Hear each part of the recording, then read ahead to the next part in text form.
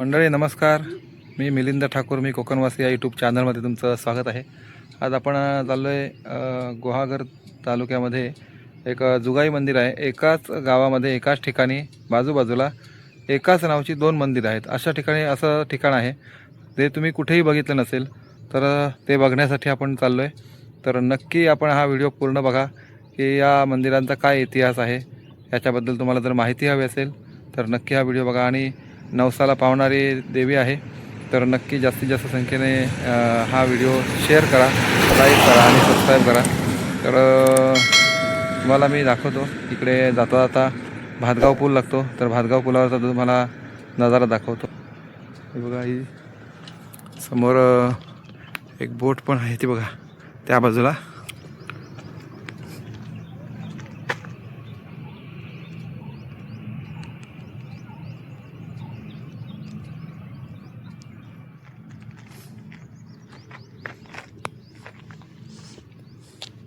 त्या बाजूने दोन नद्या आहेत. एक तिकडून येते, बघितलं तो माझ्या लक्षात येईल. ती बघा, एक त्या बाजूने येते तिकडनं आणि एक इकडून येते. ही बघा या बाजूने असे, आणि इथे एकत्र होतात त्या. आणि हा भातगाव पूल आहे. हे बघा, खूप मोठा आहे. एकदम निसर्गरम्य असं वातावरण चहूबाजूंनी या नदीला डोंगराने व्यापलेलं आहे. सगळीकडे तुम्ही हिरवगार बघू शकता असं हे वातावरण इथे. आणि अशाच हिरवगार वातावरणामध्ये आणि निसर्गरम्य अशा वातावरणामध्ये आपण त्या मंदिरांचं दर्शन घेणार आहेत.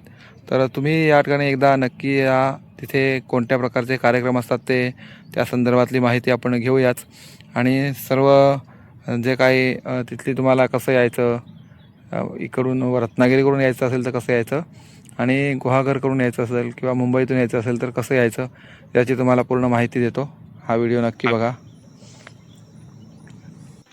दोन मंदिरांची तुम्हाला जी उत्कंठा लागलेली आहे, जे तुम्हाला बघण्यासाठी मी दाखवण्यासाठी आलो आहे, तर त्यातलं हे मंदिर आहे एक, जे रात्री मला दिसायला खूपच म्हणजे अट्रॅक्टिव्ह वाटलं. मी रात्री मला वेळ नव्हता तेवढा तिथे थांबायला, कारण खूप रात्र झालेली होती आणि रात्री मंदिर उघडं नव्हतं, त्यामुळे मी काही गेलो नाही. पण एकंदरीत तुम्ही जर बघितलात तर मंदिराची रचना तर खूप सुंदर आहे. तुम्ही बघितल्यानंतर तुमच्या लक्षात आलं असेल हे कलर वगैरे कसा आहे किंवा त्याची बांधण्याची खूपच सुंदर आहे. मला आवडलं खूप मंदिर. आणि त्याच्यात विशेष सांगण्यासारखं म्हणजे दोन्ही ठिकाणी देवता ज्या आहेत, म्हणजे जे देव आहेत किंवा देवी आहेत, त्या एकसारख्या आहेत का हे कमेंट करून नक्की सांगा. मी म्हणतोय असं नको, तुम्ही प्रत्यक्षात बघा. आतमध्ये देवतांची रचना इकडे कशी आहे आणि तिकडे कशी आहे हे नक्की कमेंट करून सांगा. मी तुम्हाला सांगण्यापेक्षा तुम्ही स्वतः कमेंट करून सांगा की जर तुम्हाला माहीत असेल की हे मंदिर याच्यातलं जुनं मंदिर कुठचं आहे आणि नवीन कुठचं आहे, ते नक्की कमेंट करून सांगा तुम्ही. कारण पाषाण बघितल्यानंतर तुमच्या लक्षात येईल. मी काय अजून त्या मंदिरामध्ये प्रवेश केला नाही आहे, पण इथली जी पाषाणं दिसत आहेत ते आता लेटेस्ट आहेत, नवीन आहेत. तर तुम्हाला तिथे तिकडच्या मंदिरामध्ये प्रवेश केला, तिथे बघितल्यानंतर समजेलच आपल्याला. पण आपण ते नंतर बघूया. पण तुम्ही कमेंट करून सांगा, कारण ते मंदिर अजून मी त्या मंदिरामध्ये प्रवेशच केला नाही आहे. पण हे मंदिर आता या 10 वर्षात वगैरे किंवा हल्ली बांधलं असेल कदाचित, काही मला कल्पना नाही, कारण मी काही 10 वर्षात आलो नाही आहे इकडे. पण मंदिर एकंदरीत जे बांधकाम केलेलं आहे ते सुंदरच आहे. खरोखर ज्याने ही पूर्ण हे वास्तू उभी केली आहे त्याने खूप सुंदर हे रचना केली आहे. आणि पालखी ठेवण्यासाठी पण त्यांनी व्यवस्थित हे केलं आहे. पालखीला कोणी धक्का लावू नये अशा हेतूने मस्त इथे एक टाईल्स पण मस्त बसवली आहे बघा. आणि वरती एक झुंबर मस्त लावला, तुम्ही बघितलाच असेल. तर असं एकंदरीत इथे देवता आहेत ज्या तुम्हाला बघितल्यानंतर खूपच प्रसन्न वाटेल. आणि ते जे या ठिकाणी रोजच्या रोज नित्यनियमाने पूजा केली जाते, नैवेद्य दाखवला जातो. म्हणजे आजच्या दिवसात तर मला मी बाहेर बघितलं मगाशी येताना की नैवेद्य दाखवलेला दिसत होता तिकडे. रोज पूजा असते का माहीत नाही, पण मला असं वाटतं की इथे पूजा रोज होत असेल, कारण गावच्या ठिकाणी सर्रासपणे आणि विशेष म्हणजे इथे त्रिमुखी देवी आहे. ते व्यवस्थित दिसत नाही आहे इथे, जरा प्रकाश कमी पडतोय त्यामुळे. पण जे मी देव बऱ्याच ठिकाणी कुठे बघितलं नाही, देव किंवा देवी, त्या इथे दिसत आहेत मला, ज्यांची नावं दिसत आहेत. आणि नावंही वेगळी आहेत खूप. तुम्ही कमेंट करून सांगा मला, नक्की कमेंट करा. आणि आपण दुसऱ्या मंदिरामध्ये गेल्यानंतर आपण तिथे जर इथे कोणी नाही आहे पण तिकडे कोणी आहेत का बघूया, किंवा तिथे आपल्याला काय माहिती देतात, किंवा हे जुनं मंदिर आहे की ते जुनं मंदिर आहे याचा जर माहिती देणार असतील, पहिल्या प्रथम आपल्याला विचारावं लागेल तिथे विश्वस्तांना. तर इथे बघा, इथेही काहीतरी एक हे आहे, देव आहेत आणि तुळशी वृंदावन आहे. आणि मगाशी म्हटल्याप्रमाणे समोर तुम्हाला नैवेद्य दिसेल, बघा समोर आहे बघा, हा बघा इथे नैवेद्य दाखवलेला आहे. आणि इथेही काहीतरी देव आहेत, कोणते आहेत काय आपल्याला माहीत नाही, तिथे नाव लिहिलं नाही आहे. तर असंच आपण आता हे मंदिराचं रूप बघितलं. आता तुम्ही बाजूलाच हे बघा, एकाच त्यामध्ये बाजूला दुसरं मंदिर आहे. तर आपण आता त्या मंदिरामध्ये प्रवेश करूया. चला तर मग आपण आज जाऊया आणि इथलं मंदिर कसं आहे तेही बघूया.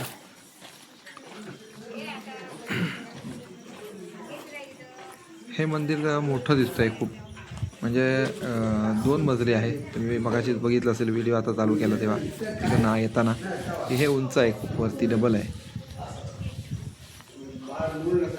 इथे कोणतरी माणसं बसलेले आहेत, आपण त्यांच्याशी चर्चा करूया. आपल्याला जर इथे काय माहिती मिळाली तर आपण बघूया. तर इथे चौकोनी आहे मध्ये, आणि समोर देवांची रचना बघा सेम आहे, फक्त इथे जागा अरुंद आहे. आणि इथली पाषाणं जी दिसत आहेत, खूप सजावट चांगली केली, नावं सेम आहेत हे बघा. आणि देवही सेम आहेत, काही फरक नाही आहे. हे बघा, जुगाई व देवी इथे समोर आहे, बाजूला हे बघा तिथे आहेत. तशा सर्व देवता, फक्त त्यांच्या इथे मूर्त्या जरा जीर्ण दिसत आहेत, जुन्या दिसत आहेत, म्हणजे पाषाण जुने आहेत. आणि तिकडे जे आहे होती ती नवीन दिसले मला. आपण त्याची माहिती पूर्ण घेऊया आपण स्वतः इथे बोलण्यापेक्षा. पण तुम्ही कमेंट करून सांगा. आणि जर तुम्हाला माहिती असेल तर पुन्हा एकदा सांगतो, माहिती जर तुम्हाला असेल या मंदिराबद्दल तर तुम्ही नक्की कमेंट करून सांगा. तुम्ही त्या गावातले असाल किंवा आजूबाजूच्या पंचक्रोशीतले असाल तर हे करा. आणि हा व्हिडिओ जास्तीत जास्त पूर्ण महाराष्ट्रभर, जे महाराष्ट्रातले बाहेर भक्त राहत असतील, इथले काही नवस असतील तर नवसाला पावणारा हा देव आहे असं मी ऐकलं. इथे आख्यायिका ऐकली की नवसाला पावणारा देव आहे. तर इथे कोणते कार्यक्रम केले जातात किंवा अन्य काही कार्यक्रम होत असतील ते आपण यांच्याशी भेटून आपण त्यांच्याशी बोलूया. आपण आता त्यांच्याशी बोलूया जाऊन. या सर्व असे देवता आहेत, जसे तिकडे आहेत तसे तिथे बी आहेत, काही फरक नाही आहे.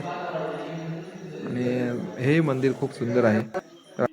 तर आता आपण मंदिराची माहिती घेऊया. इथे हे गावकर आहेत आणि आपण मंदिर तर बघितलं आहे आतून, पण मंदिराची माहिती तुम्हाला देण्यासाठी मी त्यांच्याकडे इथे बसलेलेच होते.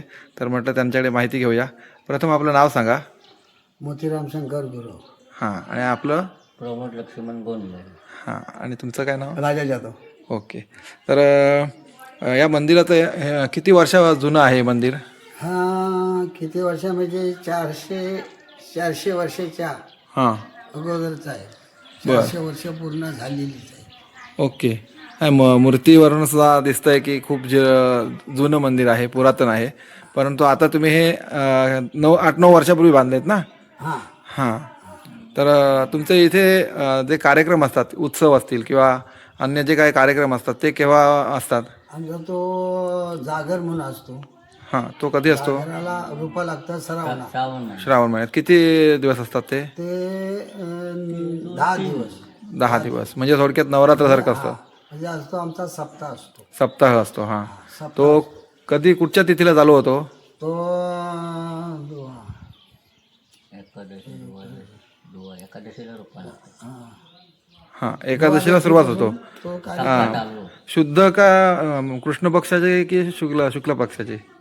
कृष्ण कृष्ण पक्षाची एकादशीला चालू होतो. हां, आणि तो 11 दिवस असतो पुढे.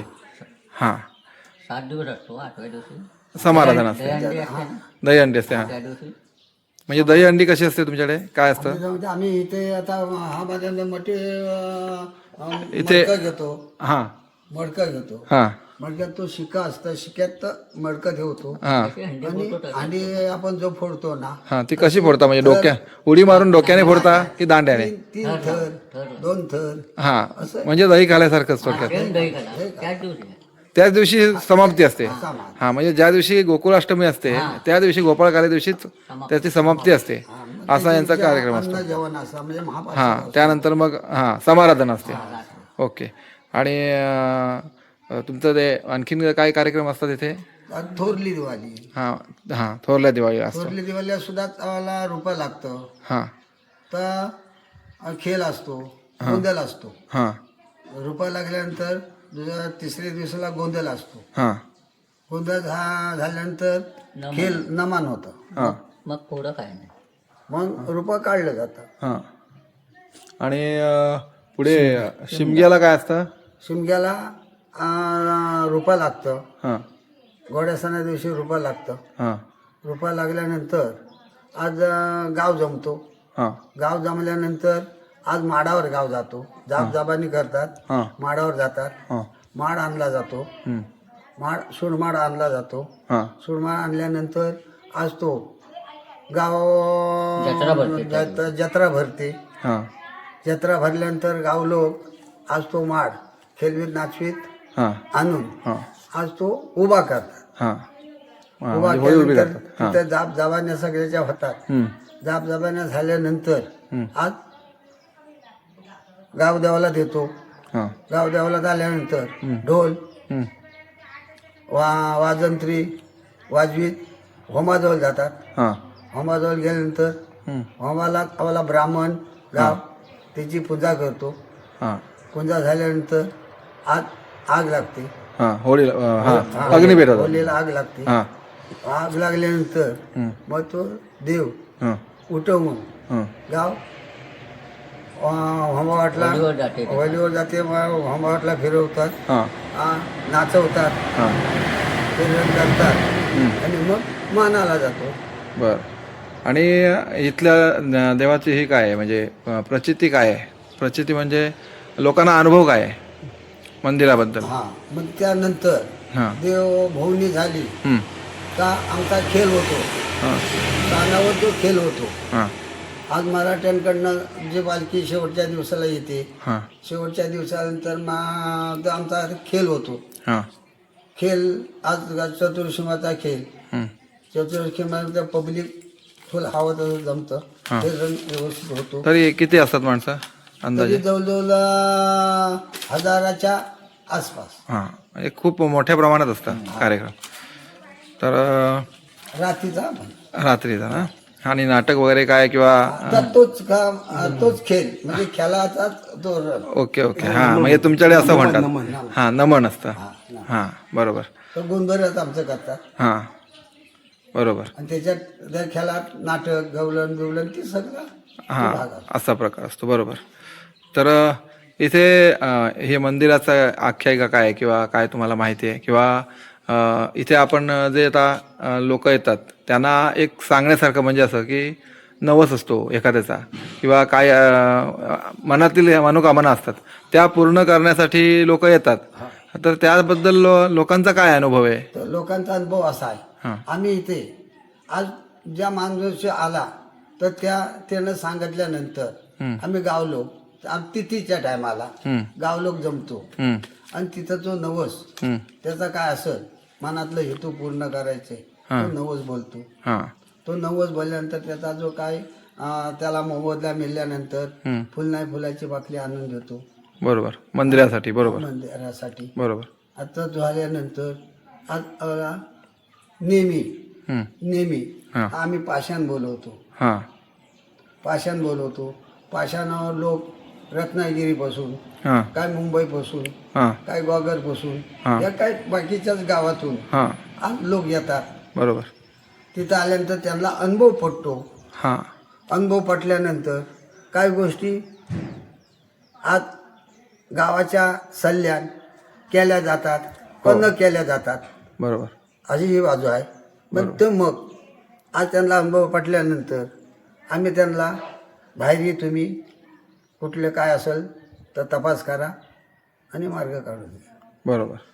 आणि जर इकडे या मंदिरामध्ये यायचं झालं तर कुठचा मार्ग कसा काय यायचा जरा सांगा. हा, ह्या मंदिरापासून जर यायचं झालं हां. तर रत्नागिरीपासून हाच आपला भातगाव फुल आहे. भातगाव पूल. बालगाव फुल हा, म्हणजे निवळीतून आतमध्ये यायचं आणि भातगाव पुलावरून म्हणजे हा सरळ यायचं आणि गुहागर रोडला आतमध्ये यायचं. आणि जर मुंबईकडून यायचं झालं तर कुठून आतमध्ये यायचंय. आता चिपळूण गुहागरवरून. हा, गुहागरवरून आतमध्ये यायचं. आणि तुम्हाला मुंबईकडून येताना म्हणजे गुहागरकडनं येताना तुम्हाला डाव्या बाजूला मंदिर लागेल आणि रत्नागिरीकडून आलात तर तुम्हाला उजव्या बाजूला मंदिर लागेल. तर एकदा नक्की या मंदिराला दर्शन घेण्यासाठी नक्कीच या, भेट देण्यासाठी. आणि हा व्हिडिओ तुम्हाला कसा वाटला तो नक्की कमेंट करून सांगा आणि जास्तीत जास्त लोकांपर्यंत शेअर करा. धन्यवाद.